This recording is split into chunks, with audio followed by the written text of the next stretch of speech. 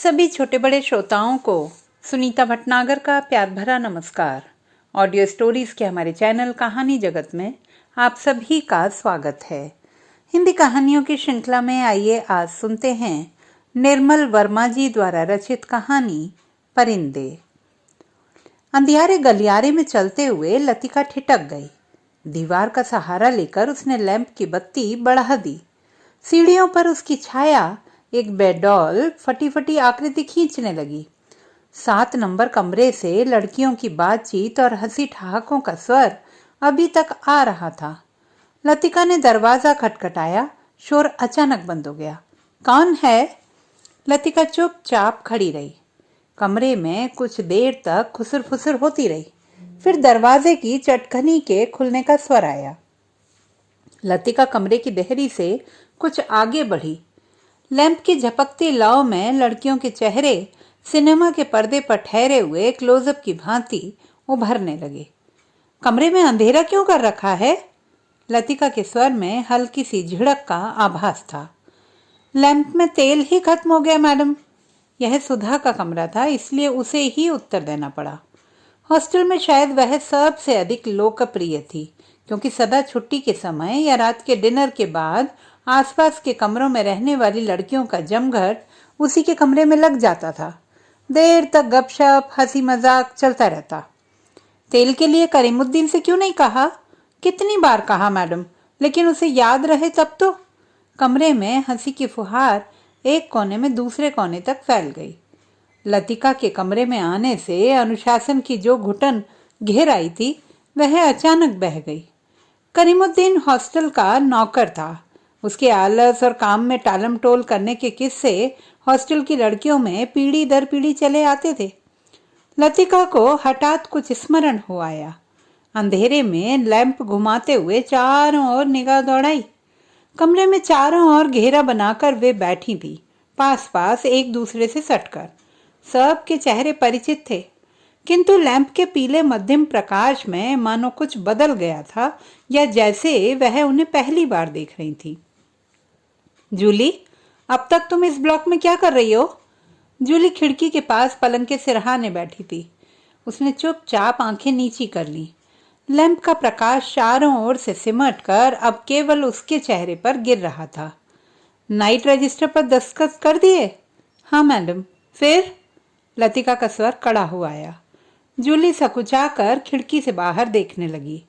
जब से लतिका इसी स्कूल में आई है, उसने अनुभव किया है कि हॉस्टल के इस नियम का पालन डांट फटकार के बावजूद नहीं होता। मैडम, कल से फिर छुट्टियां शुरू हो जाएंगी, इसलिए आज रात हम सब ने मिलकर, और सुधा पूरी बात न कहकर हेमंती की ओर देखते हुए मुस्कुराने लगी। हेमंती के गाने का प्रोग्राम है, आप भी कुछ देर बैठिए ना। लतिका को उलझन मालूम हुई। इस समय यहाँ आकर उसने उनके मजे को किरकिरा कर दिया। इस छोटे से हिल स्टेशन पर रहते उसे खासा अरसा हो गया, लेकिन कब तक समय पतझड़ और गर्मियों का घेरा पार कर सर्दी की छुट्टियों की गोद में सिमट जाता है, उसे याद ही नहीं रहता। चोरों की तरह चुपचाप वह देहरी से बाहर हो गई। उसके चेहरे का तनाव ढीला पड़ गया। वह मुस्कुराने लगी। मेरे संग स्नोफॉल देखने कोई नहीं ठहरेगा? मैडम, छुट्टियों में क्या आप घर नहीं जा रही हैं? सब लड़कियों की आंखें उस पर जम गई। अभी कुछ पक्का नहीं। I love the snowfall. Latika को लगा कि यही बात उसने पिछले साल भी कही थी, और शायद पिछले से पिछले साल भी। उसे लगा मानो लड़कियां उसे संदेह की दृष्टि से देख रही हैं, मानो उन्होंने उसकी बात पर विश्वास ही नहीं किया। उसका सिर चकराने लगा, मानो बादल का स्याह झुरमुट किसी अनजाने कोने से उठकर उसे अपने में समो लेगा। वह थोड़ा सा हंसी, फिर धीरे से उसने अपने सिर को झटक दिया। जूली, तुमसे कुछ काम है। अपने ब्लॉक में जाने से पहले मुझसे मिल लेना। Well, good night. लतिका ने अपने पीछे दरवाजा बंद कर दिया। Good night madam, good night, good night. गलियारे की सीढ़ियां ना उतरकर लतिका रेलिंग के सहारे खड़ी हो गई। लैंप की बत्ती को नीचे घुमाकर कोने में रख दिया। बाहर धुंध की नीली तहें बहुत घनी हो चली थी। लॉन पर लगे हुए चीड़ के पत्तों की सरसराहट हवा के झोंकों के संग कभी तेज तो कभी धीमे होकर भीतर बह आते थे। हवा में सर्दी का आभास पाकर लतिका के दिमाग में कल से शुरू होने वाली छुट्टियों का ध्यान भटक आया। उसने आंखें मूंद ली। उसे लगा कि जैसे उसकी टांगें बांस की लकड़ियों की तरह उसके शरीर से बंधी हैं, जिनकी गांठें धीरे धीरे खुलती जा रही हैं। सिर की चकराहट अभी मिटी नहीं थी, मगर अब जैसे वह भीतर ना होकर बाहर फैली हुई धुंध का हिस्सा बन गई थी। सीढ़ियों पर बातचीत का स्वर सुनकर लतिका जैसे सोते से जगी। शॉल को कंधों पर समेटा और लैंप उठा लिया। डॉक्टर मुखर्जी मिस्टर ह्यूबर्ट के संग एक अंग्रेजी धुन गुनगुनाते हुए ऊपर आ रहे थे। सीढ़ियों पर अंधेरा था और ह्यूबर्ट को बार बार अपनी छड़ी से रास्ता टटोलना पड़ता था। लतिका ने 2-4 सीढ़ियां उतरकर लैंप को नीचे झुका दिया। Good evening doctor. Good evening mister Hubert. Thank you miss Latika. Hubert के स्वर में कृतज्ञता का भाव था। सीढ़ियां चढ़ने से उनकी सांस तेज हो रही थी और वह दीवार से लगे हुए हाँफ रहे थे। लैंप की रोशनी में उनके चेहरे का पीलापन कुछ तांबे के रंग जैसा हो गया था। यहाँ अकेली क्या कर रही हो मिस लतिका? डॉक्टर ने होंठों के भीतर से सीटी बजाई। चेकिंग करके लौट रही थी। आज इस वक्त ऊपर कैसे आना हुआ मिस्टर ह्यूबर्ट? ह्यूबर्ट ने मुस्कुराकर अपनी छड़ी डॉक्टर के कंधों से छुआ दी। इनसे पूछो, यही मुझे जबरदस्ती घसीट लाए हैं। मिस लतिका, हम आपको निमंत्रण देने आ रहे थे। आज रात मेरे कमरे में एक छोटा सा कंसर्ट होगा, जिसमें मिस्टर ह्यूबर्ट शोपा और चाइकोस्की के कंपोजिशन बजाएंगे और फिर क्रीम कॉफी पी जाएगी। और उसके बाद अगर समय रहा तो पिछले साल हमने जो गुनाह किए हैं उन्हें हम मिलकर कन्फेस करेंगे। डॉक्टर मुखर्जी के चेहरे पर उभरी मुस्कान खेल गई। डॉक्टर, मुझे माफ करें, मेरी तबीयत कुछ ठीक नहीं है। चलिए, ये भी ठीक रहा, फिर तो आप वैसे भी मेरे पास आती। डॉक्टर ने धीरे से लतिका के कंधों को पकड़कर अपने कमरे की तरफ मोड़ दिया। डॉक्टर मुखर्जी का कमरा ब्लॉक के दूसरे सिरे पर छत से जुड़ा हुआ था। वह आधे बर्मी थे, जिसके चिन्ह उनकी थोड़ी दबी हुई नाक और छोटी छोटी चंचल आंखों से स्पष्ट थे। बर्मा पर जापानियों का आक्रमण होने के बाद वह इस छोटे से पहाड़ी शहर में आ बसे थे। प्राइवेट प्रैक्टिस के अलावा वह कॉन्वेंट स्कूल में हाइजीन फिजियोलॉजी भी पढ़ाया करते थे और इसलिए उनको स्कूल के हॉस्टल में ही एक कमरा रहने के लिए दे दिया गया था। कुछ लोगों का कहना था कि बर्मा से आते हुए रास्ते में उनकी पत्नी की मृत्यु हो गई, लेकिन इस संबंध में निश्चित रूप से कुछ नहीं कहा जा सकता, क्योंकि डॉक्टर स्वयं कभी भी अपनी पत्नी की चर्चा नहीं करते। बातों के दौरान डॉक्टर अक्सर कहा करते हैं, मरने से पहले मैं एक बार बर्मा जरूर जाऊंगा, और तब एक क्षण के लिए उनकी आंखों में एक नमी सी आ जाती। लतिका चाहने पर भी उनसे कुछ पूछ नहीं पाती। उसे लगता कि डॉक्टर नहीं चाहते कि कोई अतीत के संबंध में उनसे कुछ भी पूछे या सहानुभूति दिखलाए। दूसरे ही क्षण अपनी गंभीरता को दूर ठेलते हुए वह हंस पड़ते, एक सूखी बुझी हुई हंसी। होम सिकनेस ही एक ऐसी बीमारी है जिसका इलाज किसी डॉक्टर के पास नहीं है। छत पर मेज कुर्सियां डाल दी गईं और भीतर कमरे से परकोलेटर में कॉफी का पानी चढ़ा दिया गया। सुना है अगले 2-3 वर्षों में यहाँ पर बिजली का इंतजाम हो जाएगा, डॉक्टर ने स्प्रिट लैंप जलाते हुए कहा। यह बात तो पिछले सालों से सुनने में आ रही है। अंग्रेजों ने भी कोई लंबी चौड़ी स्कीम बनाई थी, पता नहीं उसका क्या हुआ, ह्यूबर्ट ने कहा। वह आराम कुर्सी पर लेटा हुआ बाहर लॉन की तरफ देख रहा था। लतिका कमरे से 2 मोमबत्तियां ले आई। मेज के दोनों सिरों पर टिकाकर उन्हें जला दिया गया। छत का अंधेरा मोमबत्ती की फीकी रोशनी के इर्द गिर्द सिमटने लगा। एक घनी नीरवता चारों ओर घिरने लगी। हवा में चीड़ के वृक्षों की साएं साएं दूर तक फैली पहाड़ियों और घाटियों में सीटियों की गूंज सी छोड़ती जा रही थी। इस बार शायद बर्फ जल्दी गिरेगी। अभी से हवा में एक सर्द खुश्की सी महसूस होने लगी है। डॉक्टर का सिगार अंधेरे में लाल बिंदी सा चमक रहा था। पता नहीं मिस वुड को स्पेशल सर्विस का गोरखधंधा क्यों पसंद आता है। छुट्टियों में घर जाने से पहले क्या यह जरूरी है कि लड़कियां फादर एलमंड का सरमन सुने? ह्यूबर्ट ने कहा। पिछले 5 साल से मैं सुनता आ रहा हूँ, फादर एलमंड के सरमन में कहीं हेर फेर नहीं होता। डॉक्टर को फादर एलमंड एक आंख नहीं सुहाते थे। लतिका कुर्सी पर आगे झुककर प्यालों में कॉफी उंडेलने लगी। हर साल स्कूल बंद होने के दिन यही 2 प्रोग्राम होते हैं, चैपल में स्पेशल सर्विस और उसके बाद दिन में पिकनिक। लतिका को पहला साल याद आया जब डॉक्टर के संग पिकनिक के बाद वह क्लब गई थी। डॉक्टर बार में बैठे थे। बॉलरूम कुमाऊं रेजिमेंट ऑफिसरों से भरा हुआ था। कुछ देर तक बिलियर्ड का खेल देखने के बाद जब वह वापस बार की ओर आ रहे थे तब उन्होंने दाईं ओर क्लब की लाइब्रेरी में देखा, मगर उसी समय डॉक्टर मुखर्जी पीछे से आ गए थे। मिस लतिका, यह मिस्टर गिरीश नेगी हैं। बिलियर्ड रूम से आते हुए हंसी ठहाकों के बीच वह कुछ ठहर गया था। वह किसी किताब के बीच में उंगली रखकर लाइब्रेरी की खिड़की से बाहर देख रहा था। हेलो डॉक्टर, वह पीछे मुड़ा। तब उस क्षण न जाने क्यों लतिका का हाथ कांप गया और कॉफी की गर्म बूंदें उसकी साड़ी पर छलक आईं। अंधेरे में किसी ने नहीं देखा कि लतिका के चेहरे पर एक उन्नींदार ईतापन घेर आया है। हवा के झोंके से मोमबत्तियों की लौ फड़कने लगी। छत से भी ऊंची काठगोदाम जाने वाली सड़क पर यूपी रोडवेज की आखिरी बस डाक लेकर जा रही थी। बस की हेडलाइट्स में आसपास फैली हुई झाड़ियों की छायाएं घर की दीवार पर सरकती हुई गायब होने लगी। मिस लतिका, आप इस साल भी छुट्टियों में यहीं रहेंगी? डॉक्टर ने पूछा। डॉक्टर का सवाल हवा में टंगा रहा। उसी क्षण पियानो पर शोपा का नॉक्टर्न ह्यूबर्ट की उंगलियों के नीचे से फिसलता हुआ धीरे धीरे छत के अंधेरे में घुलने लगा, मानो जल पर कोमल स्वप्निल उर्मियां भंवरों का झिलमिलाता जाल बुनती हुई दूर दूर किनारों तक फैलती जा रही हों। लतिका को लगा कि जैसे कहीं बहुत दूर बर्फ की चोटियों से परिंदों के झुंड नीचे अनजान देशों की ओर उड़े जा रहे हैं। इन दिनों अक्सर उसने अपने कमरे की खिड़की से उन्हें देखा है। धागे में बंधे चमकीले लट्टुओं की तरह वे एक लंबी टेढ़ी मेढ़ी कतार में उड़े जाते हैं, पहाड़ों के सुनसान नीरवता से परे उन विचित्र शहरों की ओर जहां शायद वह कभी नहीं जाएगी। लतिका आर्म चेयर पर ऊँघने लगी। डॉक्टर मुखर्जी का सिगार अंधेरे में चुपचाप जल रहा था।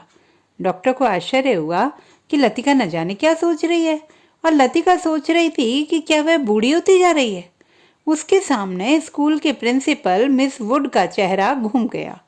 पोपला मुंह, आंखों के नीचे झूलती हुई मांस की थैलियां, जरा जरा सी बात पर चिढ़ जाना, कर्कश आवाज में चीखना, सब उसे ओल्ड मेड कहकर पुकारते हैं।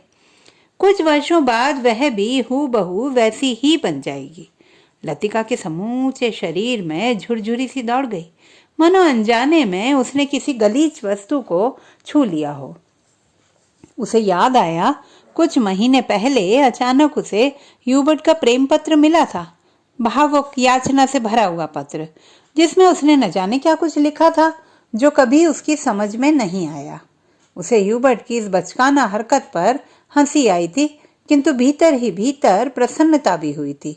उसकी उम्र अभी बीती नहीं है, अब भी वह दूसरों को अपनी ओर आकर्षित कर सकती है। ह्यूबर्ट का पत्र पढ़कर उसे क्रोध नहीं आया, आई थी केवल ममता। वह चाहती तो उसकी गलतफहमी को दूर करने में देर न लगती, किंतु कोई शक्ति उसे रोके रहती है। उसके कारण अपने पर विश्वास रहता है, अपने सुख का भ्रम मानो ह्यूबर्ट की गलतफहमी से जुड़ा है। ह्यूबर्ट ही क्यों, वह क्या किसी को भी चाह सकेगी उस अनुभूति के संग जो अब रही ही नहीं, जो छाया सी उस पर मंडराती रहती है, न स्वयं मिटती है न उसे मुक्ति दे पाती है। उसे लगा जैसे बादलों का झुरमुट फिर उसके मस्तिष्क पर धीरे धीरे छाने लगा है। उसकी टांगें फिर निर्जीव शिथिल सी हो गई हैं। वह झटके से उठ खड़ी हुई। डॉक्टर, माफ करना, मुझे बहुत थकान सी लग रही है। बिना वाक्य पूरा किए ही वह चली गई। कुछ देर तक टेरेस पर निस्तब्धता छाई रही। मोमबत्तियां बुझने लगी थी। डॉक्टर मुखर्जी ने सिगार का नया कश लिया। सब लड़कियां एक जैसी होती हैं, बेवकूफ और सेंटिमेंटल। ह्यूबर्ट की उंगलियों का दबाव पियानो पर ढीला पड़ता गया। अंतिम धुनों की झिझकी सी गूंज कुछ क्षणों तक हवा में तिड़ती रही। डॉक्टर, आपको मालूम है, मिस लतिका का व्यवहार पिछले कुछ अरसे से अजीब सा लगता है। ह्यूबर्ट के स्वर में लापरवाही का भाव था। वह नहीं चाहता था कि डॉक्टर को लतिका के प्रति उसकी भावनाओं का आभास मात्र भी मिल सके। जिस कोमल अनुभूति को वह इतने समय से संजोता आया है, ह्यूबर्ट उसे हंसी के एक ही ठहाके में उपहासास्पद बना देगा। क्या तुम नियति में विश्वास करते हो ह्यूबर्ट? डॉक्टर ने कहा। ह्यूबर्ट दम रोके प्रतीक्षा करता रहा। वह जानता था कि कोई भी बात कहने से पहले डॉक्टर को फिलोसोफाइज करने की आदत थी। डॉक्टर टेरेस के जंगले से सटकर खड़ा हो गया। फीकी सी चांदनी में चीड़ के पेड़ों की छायाएं लॉन पर गिर रही थी। कभी कभी कोई जुगनू अंधेरे में हरा प्रकाश छिड़कता हवा में गायब हो जाता था। मैं कभी कभी सोचता हूँ, इंसान जिंदा किस लिए रहता है? क्या उसे कोई और बेहतर काम करने को नहीं मिलता? हजारों मील अपने मुल्क से दूर मैं यहाँ पड़ा हूँ। यहाँ कौन मुझे जानता है? यहीं शायद मर भी जाऊंगा। ह्यूबर्ट, क्या तुमने कभी महसूस किया है कि एक अजनबी की हैसियत से पराई जमीन पर मर जाना काफी खौफनाक बात है? ह्यूबर्ट विस्मित सा डॉक्टर की ओर देखने लगा। उसने पहली बार डॉक्टर मुखर्जी के इस पहलू को देखा था। अपने संबंध में वह अक्सर चुप रहते थे। कोई पीछे नहीं है, यह बात मुझमें एक अजीब किस्म की बेफिक्री पैदा कर देती है। लेकिन कुछ लोगों की मौत अंत तक पहेली बनी रहती है। शायद वे जिंदगी में बहुत उम्मीद लगाते थे। उसे ट्रेजिक भी नहीं कहा जा सकता, क्योंकि आखिरी दम तक उन्हें मरने का एहसास ही नहीं होता। डॉक्टर, आप किसका जिक्र कर रहे हैं? ह्यूबर्ट ने परेशान होकर पूछा। डॉक्टर कुछ देर तक चुपचाप सिगार पीता रहा। फिर मुड़कर मोमबत्तियों की बुझती हुई लौ को देखने लगा। तुम्हें मालूम है, किसी समय लतिका बिल्ला नागा क्लब जाया करती थी। गिरीश नेगी से उसका परिचय वहीं हुआ था। कश्मीर जाने से एक रात पहले उसने मुझे सब कुछ बता दिया था। मैं अब तक लतिका से उस मुलाकात के बारे में कुछ नहीं कह सका हूँ, किंतु उस रोज कौन जानता था कि वह वापस नहीं लौटेगा? और अब क्या फर्क पड़ता है? Let the dead die. Doctor की सूखी सर्द हंसी में खोखली सी शून्यता भरी थी। कौन गिरीश नेगी? कुमाऊं रेजिमेंट कैप्टन था। डॉक्टर तो था लतिका। ह्यूबर्ट से आगे कुछ नहीं कहा गया। उसे याद आया वह पत्र जो उसने लतिका को भेजा था। कितना अर्थहीन और उपहासास्पद, जैसे उसका एक एक शब्द उसके दिल को कचोट रहा हो। उसने धीरे से पियानो पर सिर टिका लिया। लतिका ने उसे क्यों नहीं बताया? क्या वह इसके योग्य भी नहीं था? लतिका, वह तो बच्ची है, पागल। मरने वाले के संग खुद थोड़ी मरा जाता है। कुछ देर चुप रहकर डॉक्टर ने अपने प्रश्न को फिर दोहराया। लेकिन ह्यूबर्ट, क्या तुम नियति पर विश्वास करते हो? हवा के हल्के झोंके से मोमबत्तियां एक बार प्रज्वलित होकर बुझ गईं। टेरेस पर ह्यूबर्ट और डॉक्टर अंधेरे में एक दूसरे का चेहरा नहीं देख पा रहे थे, फिर भी वे एक दूसरे की ओर ही देख रहे थे। कॉन्वेंट स्कूल से कुछ दूर मैदान में बहते पहाड़ी नाले का स्वर आ रहा था। जब बहुत देर बाद कुमाऊं रेजिमेंट सेंटर का बिगुल सुनाई दिया तो ह्यूबर्ट हड़बड़ा कर खड़ा हो गया। अच्छा, चलता हूँ doctor. Good night. Good night Hubert. मुझे माफ़ करना, मैं सिगार खत्म करके उठूंगा। सुबह बदली छाई थी। लतिका की खिड़की खोलते ही धुंध का गुब्बारा सा भीतर घुस आया। जैसे रात भर दीवार के सहारे सर्दी में ठिठुरता हुआ वह भीतर आने की प्रतीक्षा कर रहा हो। स्कूल में ऊपर चैपल जाने वाली सड़क बादलों में छिप गई थी। केवल चैपल का क्रॉस धुंध के पर्दे पर एक दूसरे को काटती हुई पेंसिल की रेखाओं सा दिखाई दे जाता था। लतिका ने खिड़की से आंखें हटाई तो देखा कि करीमुद्दीन चाय की ट्रे लिए खड़ा है। करीमुद्दीन मिलिट्री में अर्दली रह चुका था, इसलिए ट्रे मेज पर रखकर अटेंशन की मुद्रा में खड़ा हो गया। लतिका झटके से उठी। सुबह से आलस करके कितनी बार जागकर वह सो चुकी है। अपनी खिसियाहट मिटाने के लिए लतिका ने कहा, बड़ी सर्दी है आज, बिस्तर छोड़ने को जी ही नहीं चाहता। अजी मैम साहब, अभी क्या सर्दी आई है? बड़े दिनों में देखना कैसे दांत कटकटाते हैं। और करीमुद्दीन अपने हाथों को बगलों में डाले हुए इस तरह सिकुड़ गया जैसे उन दिनों की कल्पना मात्र से उसे जाड़ा लगना शुरू हो गया हो। गंजे सिर पर दोनों तरफ के उसके बाल खिजाब लगाने से कत्थई रंग के भूरे हो गए थे। बात चाहे किसी भी विषय पर हो रही हो, वह हमेशा खींच तान कर उसे ऐसे क्षेत्र में घसीट लाता था जहां वह बेझिझक अपने विचारों को प्रकट कर सके। एक बार तो यहाँ लगातार इतनी बर्फ गिरी कि भुवाली से लेकर डाक बंगले तक सारी सड़कें जाम हो गईं। इतनी बर्फ थी मैम साहब कि पेड़ों की टहनियां तक सिकुड़कर तनों से लिपट गई थी, बिल्कुल ऐसे। और करीमुद्दीन नीचे झुककर मुर्गी सा बन गया था। कब की बात है? लतिका ने पूछा। अब यह तो जोड़ हिसाब करके ही पता चलेगा मैम साहब, लेकिन इतना याद है कि उस वक्त अंग्रेज बहादुर यहीं थे। कंटोनमेंट की इमारत पर कौमी झंडा नहीं लगा था। बड़े जबर थे ये अंग्रेज, 2 घंटों में ही सारी सड़कें साफ करवा दी थी। उन दिनों एक सीटी बजाते ही 50 घोड़े वाले जमा हो जाते थे। अब तो सारे शेड खाली पड़े। वे लोग अपनी खिदमत भी करवाना जानते थे। अब उजाड़ हो गया है। करीमुद्दीन उदास भाव से बाहर देखने लगा। आज यह पहली बार नहीं है जब लतिका करीमुद्दीन से उन दिनों की बातें सुन रही थी जब अंग्रेज बहादुर ने इस स्थान को स्वर्ग बना रखा था। आप छुट्टियों में इस साल भी यहीं रहेंगे मेम साहब? दिखता तो कुछ ऐसा ही है करीमुद्दीन, तुम्हें फिर तंग होना पड़ेगा। क्या कहती हैं मैम साहब, आपके रहने से हमारा भी मन लग जाता है, वरना छुट्टियों में तो यहाँ कुत्ते लौटते हैं। तुम जरा मिस्त्री से कह देना कि इस कमरे की छत की मरम्मत कर जाए। पिछले साल बर्फ या पानी दरारों से टपकता रहता था। लतिका को याद आया कि पिछली सर्दियों में जब कभी बर्फ गिरती थी तो उसे पानी से बचने के लिए रात भर कमरे के कोने में सिमटकर सोना पड़ता था।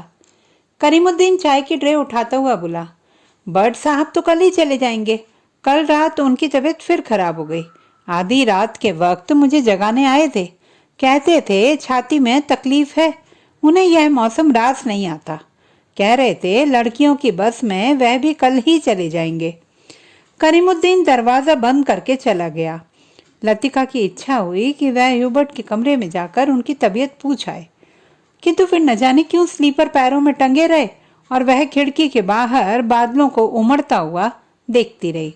ह्यूबर्ट का चेहरा जब उसे देखकर सहमा सा दयनीय हो जाता है तब लगता है कि वह अपनी मूक निरीह याचना में उसे कोस रहा है। न वह उसकी गलतफहमी को दूर करने का प्रयत्न कर पाती है, न उसे अपनी विवशता की सफाई देने का साहस होता है। उसे लगता है कि इस जाले से बाहर निकलने के लिए वह धागे के जिस सिरे को पकड़ती है वह खुद एक गांठ बनकर रह जाता है। बाहर बूंदाबांदी होने लगी थी। कमरे की टिन टिन की छत खट खट बोलने लगी थी। लतिका पलंग से उठ खड़ी हुई, बिस्तर को तह कर बिछाया, फिर पैरों में स्लीपरों को घसीटते हुए वह बड़े आईने तक आई और उसके सामने स्टूल पर बैठकर बालों को खोलने लगी। किंतु कुछ देर तक कंघी बालों में ही उलझी रही और वह गुमसुम होकर शीशे में अपना चेहरा ताकती रही। करीमुद्दीन को यह कहना याद ही नहीं रहा कि धीरे धीरे आग जलाने की लकड़ियां जमा कर लें। इन दिनों सस्ते दामों पर सूखी लकड़ियां मिल जाती हैं। पिछले साल तो कमरा धुएं से भर जाता था, जिसके कारण कपकपाते जाड़े में भी उसे खिड़की खोलकर ही सोना पड़ता था। आईने में लतिका ने अपना चेहरा देखा। वह मुस्कुरा रही थी। पिछले साल अपने कमरे की सीलन और ठंड से बचने के लिए कभी कभी वह मिस वुड के खाली कमरे में चोरी चुपके सोने चली जाया करती थी। मिस वुड का कमरा बिना आग के भी गर्म रहा करता था। उनके गदोले सोफे पर लेटते ही आंख लग जाती थी।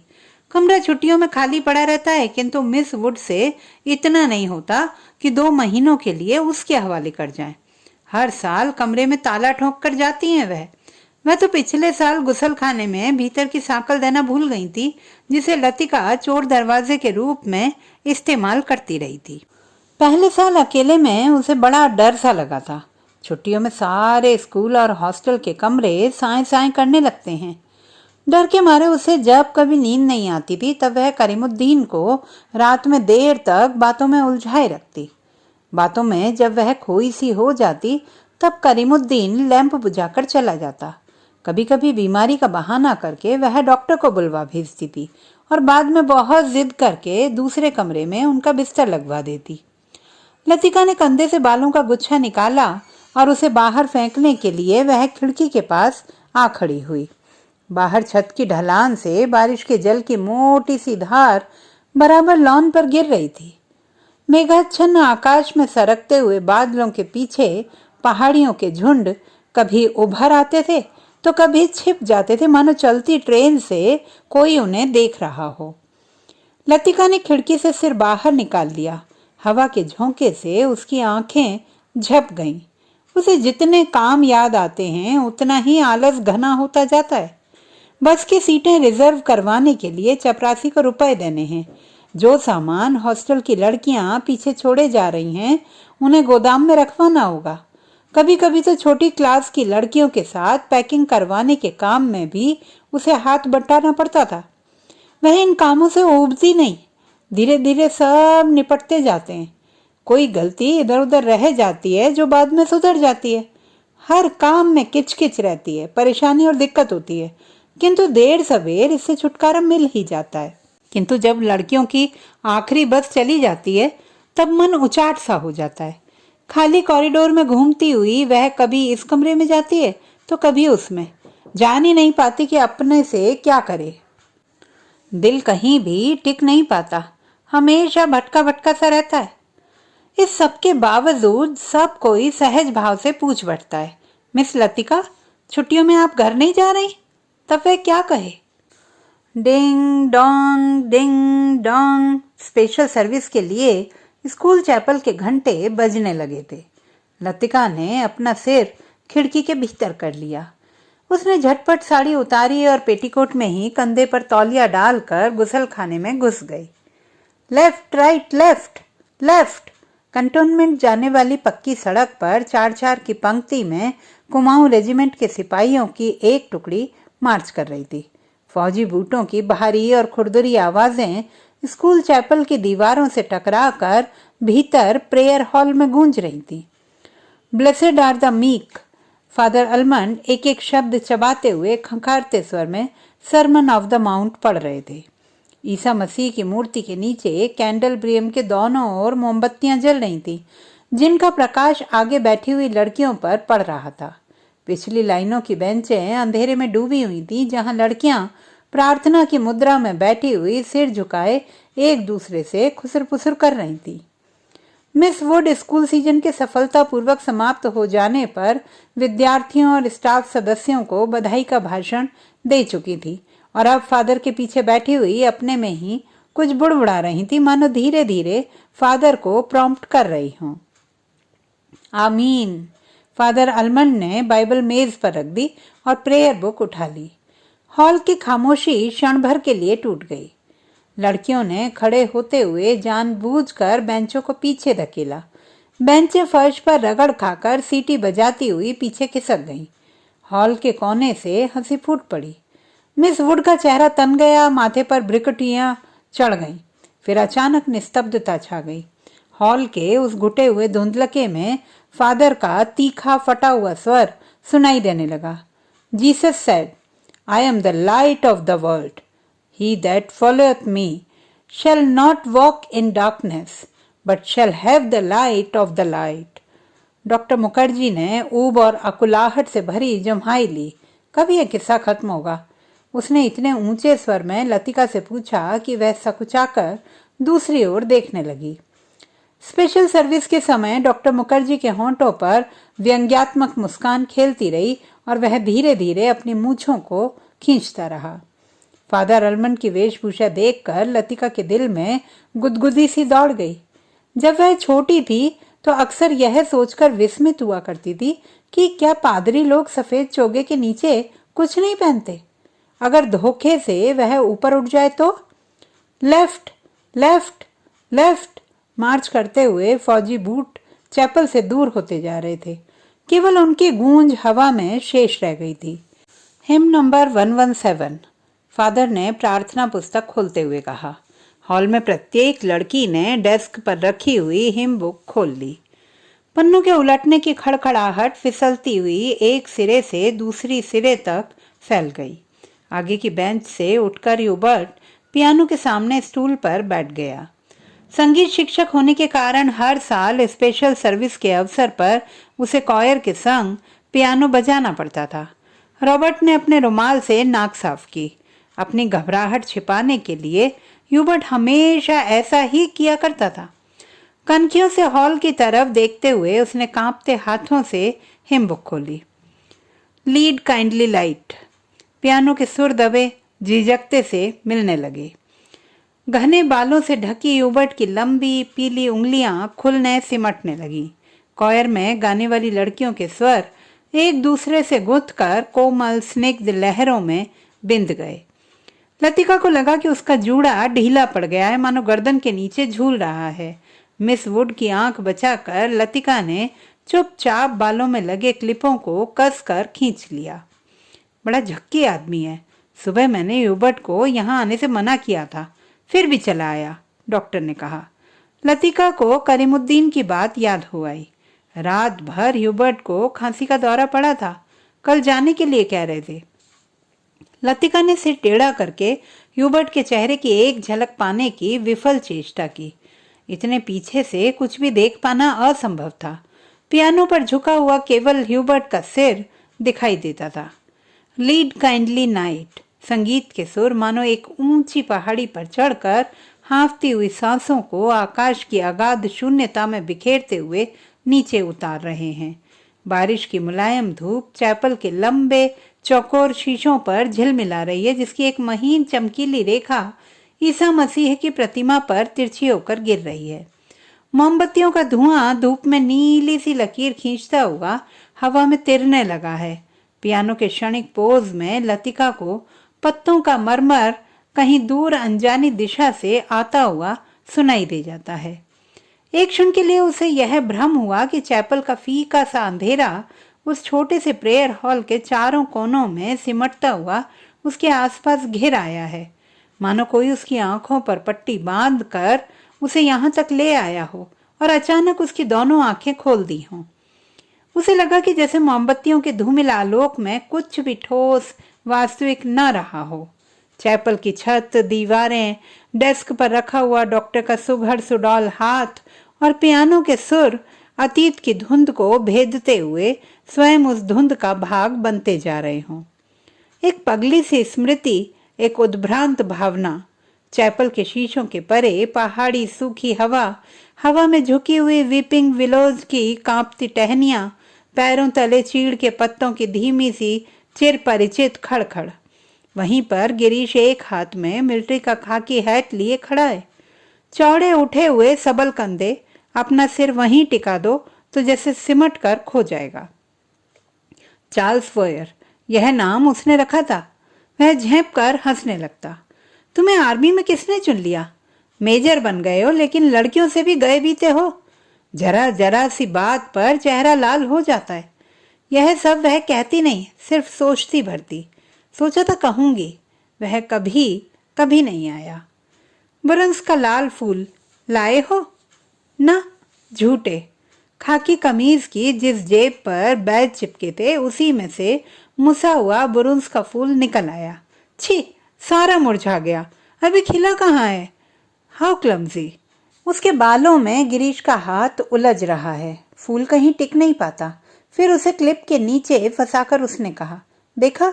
वह मुड़ी और इससे पहले कि वह कुछ कह पाती, गिरीश ने अपना मिलिट्री का हैट धप से उसके सिर पर रख दिया।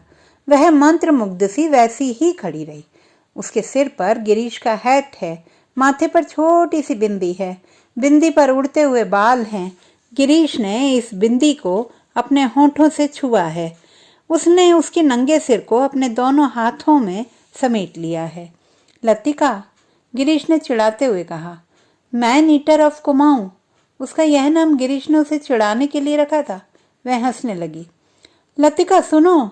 गिरीश का स्वर कैसा हो गया था। ना, मैं कुछ भी नहीं सुन रही। लतिका, मैं कुछ महीनों में वापस लौट आऊंगा। ना, मैं कुछ भी नहीं सुन रही। किंतु वह सुन रही है।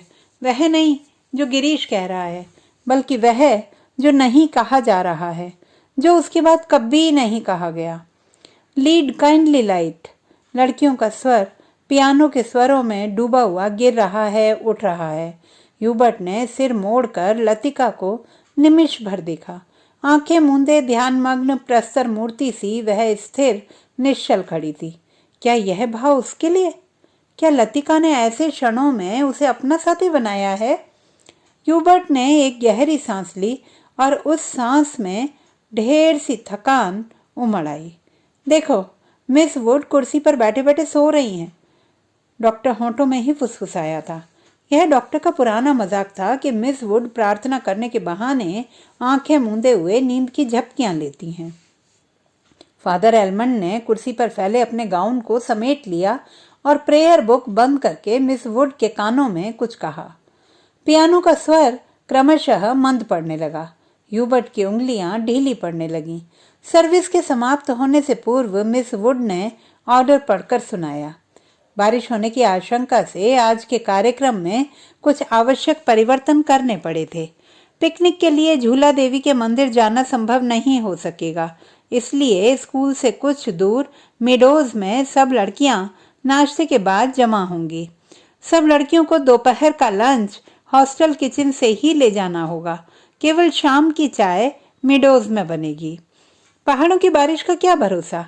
कुछ देर पहले धुआंधार बादल गरज रहे थे। सारा शहर पानी में भीगा ठिठुर रहा था।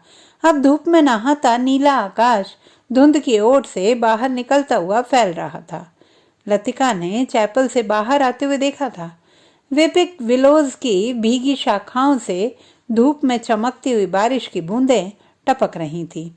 लड़कियां चैपल से बाहर निकलकर छोटे छोटे झुंड बनाकर कॉरिडोर में जमा हो गई हैं।